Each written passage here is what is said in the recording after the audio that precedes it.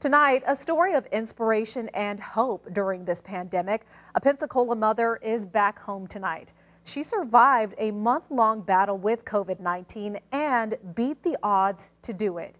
As Channel 3's Renee Benanati reports, her trip home started with an emotional send-off from the people who cared for her. This afternoon, Sue Metzler left this hospital after a long battle with COVID-19. She was on a ventilator for 17 days. 64-year-old Sue Metzler was wheeled out of West Florida Hospital Wednesday. Our cameras capturing this emotional send-off. Doctors, nurses, and staff surprised her by lining the lobby, clapping, and cheering her on. I'm feeling grateful. I'm feeling relieved. I'm feeling happy I get to see my kids again. On April 1st, Metzler says she called for an ambulance after she had a fever and was having trouble breathing. Doctors diagnosed her with COVID-19.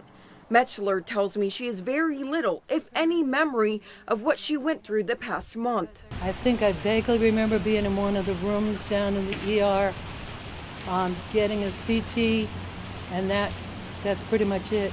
I don't remember anything else. Dr. Munaf Siamwala tells me Metzler's health quickly deteriorated. She was moved to the ICU, placed in a medically induced coma, and was on a ventilator for more than 2 weeks. Her oxygen requirement was 100%.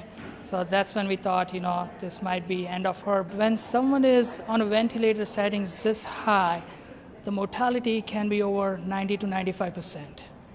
So she was lucky to be among those 5% who came out of it without any major issues. Dr. Siamwala says her health started improving after the team began special treatments, placing her on her stomach for up to 17 hours a day. We had to paralyze her as well, because when you are putting someone on their belly, you have to control the breathing.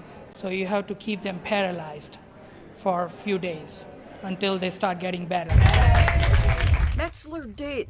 A week ago, she was moved out of the ICU, and after several back-to-back negative tests, she's heading home healthy. I didn't know that I was in that bad a situation, so luckily I was too stubborn to give up.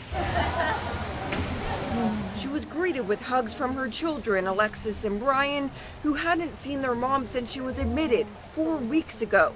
Metzler is thankful to be alive and for the heroes on the front line who helped her make it through. I may not know every single one of these faces, but I know every single one of these faces had something to do with pulling me through. And I can never, ever thank them enough.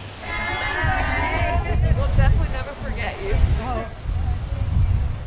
Metzler tells me she didn't have any underlying conditions and didn't know she had COVID-19 when she was admitted. She wants everyone to get tested for the virus if they can. Reporting from outside West Florida Hospital, Renee Benanati, Channel 3 News.